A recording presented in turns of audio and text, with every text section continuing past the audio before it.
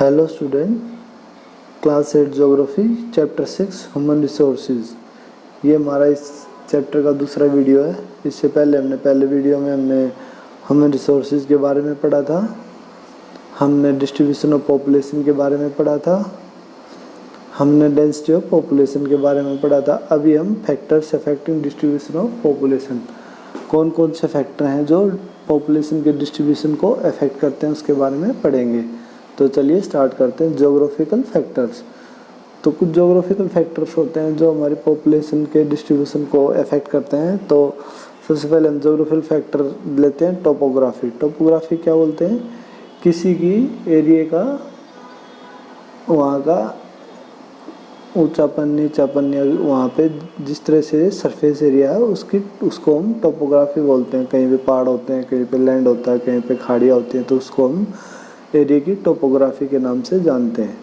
People always prefer to live on plains rather than mountains and plateau because the area are suitable for farming. जो peoples होते हुए prefer करते हैं planes में रहना, mountains और प्लेट्यू के अलावा, क्योंकि वहाँ पे क्या है कि फार्मिंग करने के लिए हमें लैंड इजीली मिल जाता है। मैन्युफैक्चरिंग एंड सर्विस एक्टिविटीज़, और यहाँ इस एरिया में मैन्युफैक्चरिंग एक्टिविटी ज़्यादा होती हैं और सर्विस एक्टिविटीज़ ज़्यादा होती हैं। The Ganga plain are the most densely populated area of the world. जो हमारे गंगा के प्लेन्स हैं वहाँ वो पूरे संसार का मोस्ट पॉपुलेटेड एरिया है।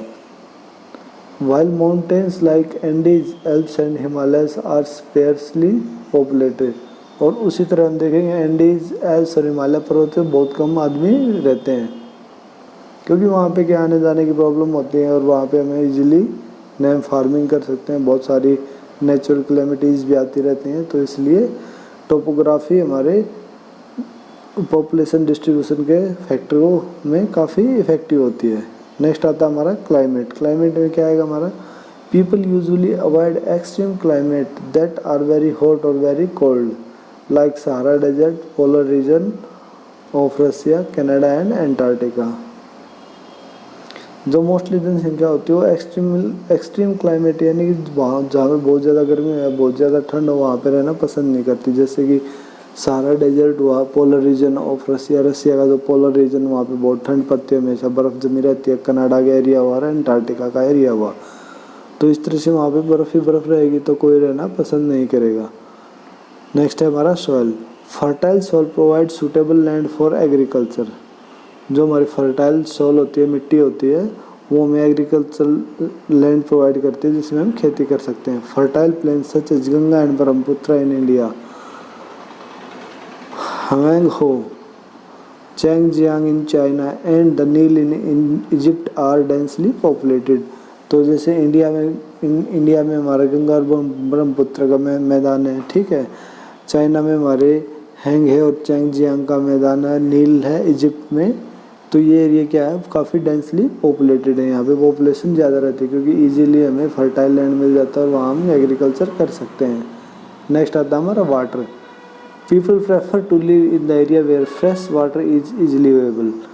जो मनुष्य होता है वो वहाँ पे रहना पसंद करता है जहाँ पे हमें पीने का पानी इजीली अवेलेबल हो जाए। The rivers valley of the world are densely populated while desert have spare population. जो रिवर वैली होती है वर्ल्ड की, वे देखेंगे आप हमेशा कि डेंसली वहाँ पे ज़्यादा पॉपुलेशन रहती है उसके बजाय कि जहाँ पे डेजर्ट में कम पॉपुलेशन निवास करती है। नेक्स्ट आता है हमारा minerals. Area with minerals deposits are more populated. जहाँ पे मिनरल डिपॉजिट होते हैं वहाँ पे ज़्यादा पॉपुलेशन निवास करती है। Diamond mines of South America and discovery of oil in the Middle East lead to settling of people in this area.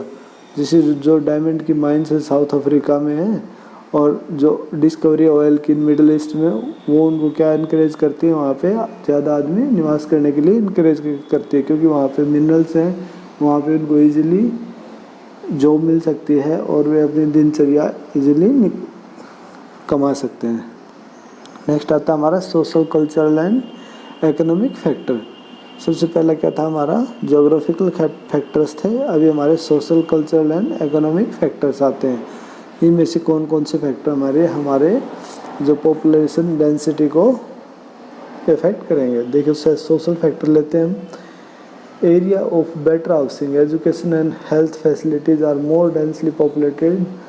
जो एरिया जहाँ पे बेटर हाउसिंग मिल सकती है, एजुकेशन मिल सकती है, हेल्थ फैसिलिटीज़ मिल सकती है, वहाँ पे ज़्यादा पॉपुलेशन होती है। जैसे कि आपने देखा होगा आपके नियर बाई कोई शहर है, वहाँ पे अच्छे अच्छे स्कूल कॉलेज होते हैं, तो हर कोई क्या चाहता है कि हम वहाँ पे शहर में जाके रहें, सो दैट कि उनको इजीली हाउसिंग मिल जाए, एजुकेशन के लिए कॉलेजेस मिल जाए, स्कूल मिल जाए, और वहाँ पे हॉस्पिटल भी अच्छे होते हैं, इसलिए वहाँ पे पॉपुलेशन ज़्यादा होती है। अभी जैसे एग्जांपल के लिए इन्होंने पुणे का दिया हुआ है।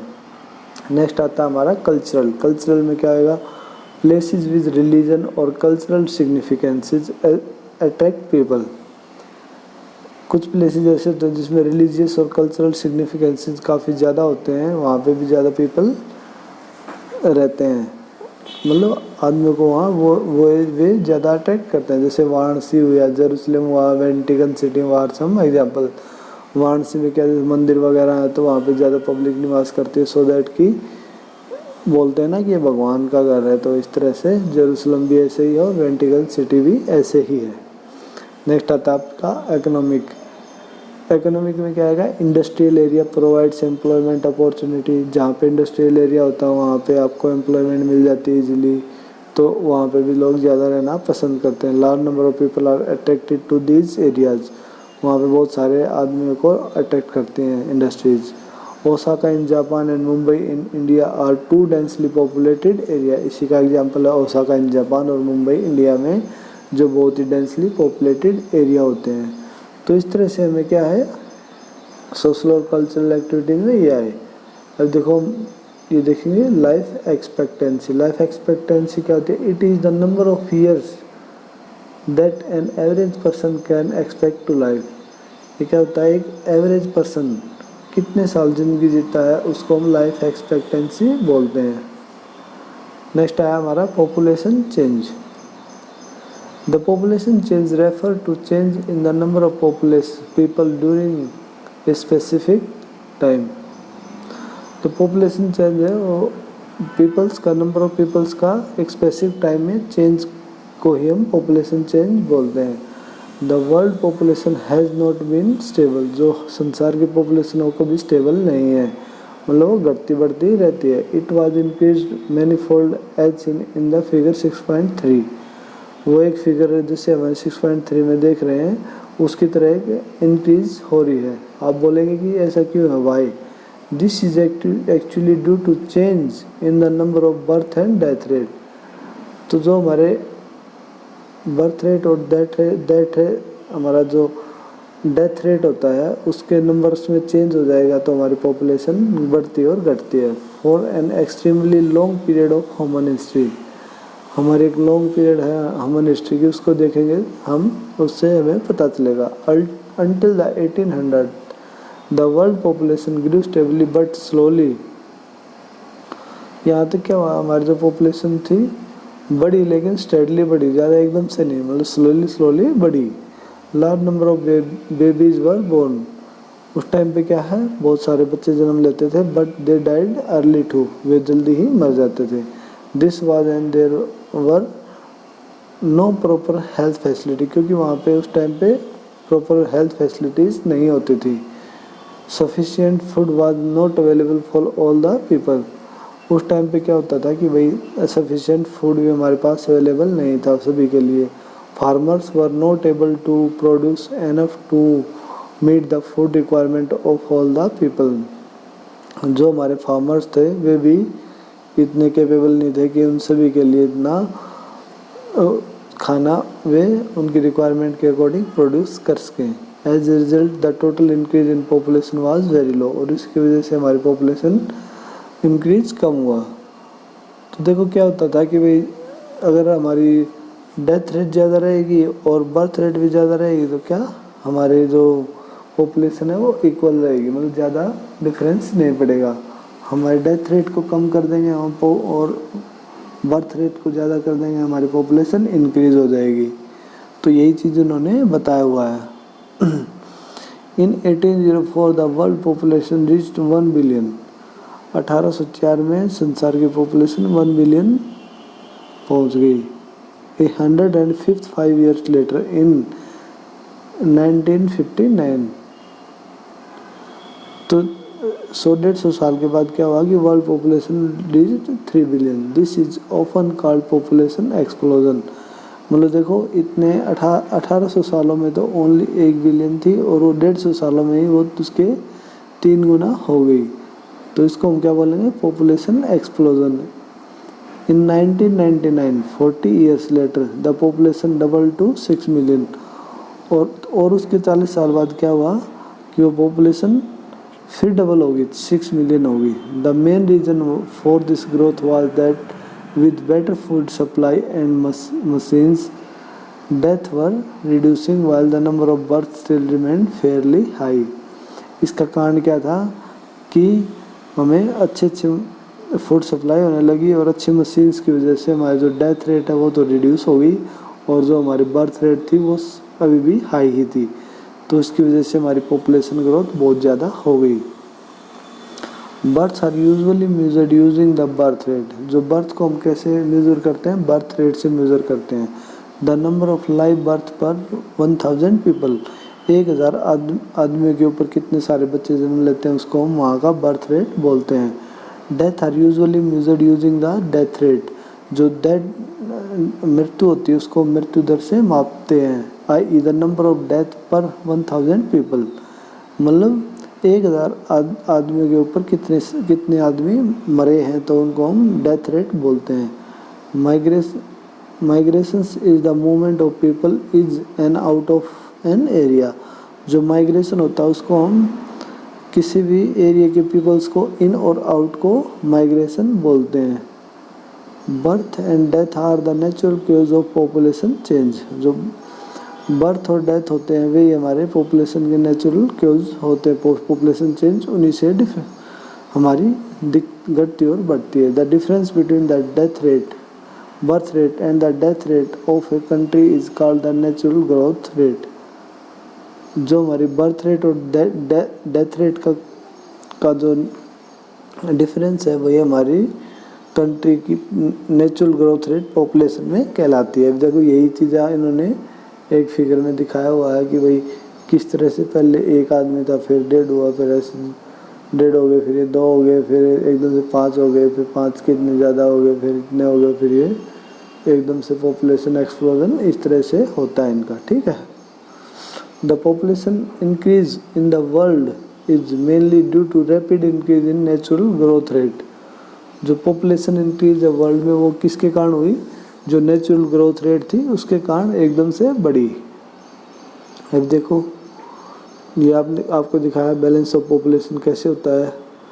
पॉपुलेशन इंक्रीज कैसे होगी, सपोज करो आपकी बर्थ रेट ज़्यादा है, डेथ रेट कम है, तो आपकी पॉपुलेशन इंक्रीज हो जाएगी।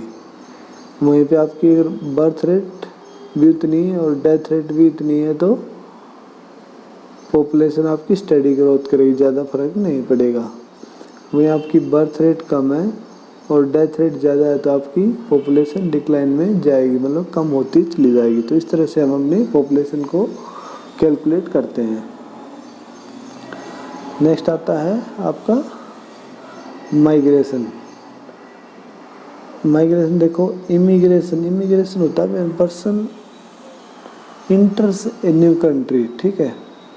इमिग्रेशन होता है कोई भी आदमी किसी दूसरे देश में जाके बसता है, और एमिग्रेशन होता है a person leaves a country. कोई भी आदमी अपने देश को छोड़ के दूसरे देश में जाके बसता है उसको बोलते हैं एमिग्रेशन। तो देखिए immigration is another way by which population size changes.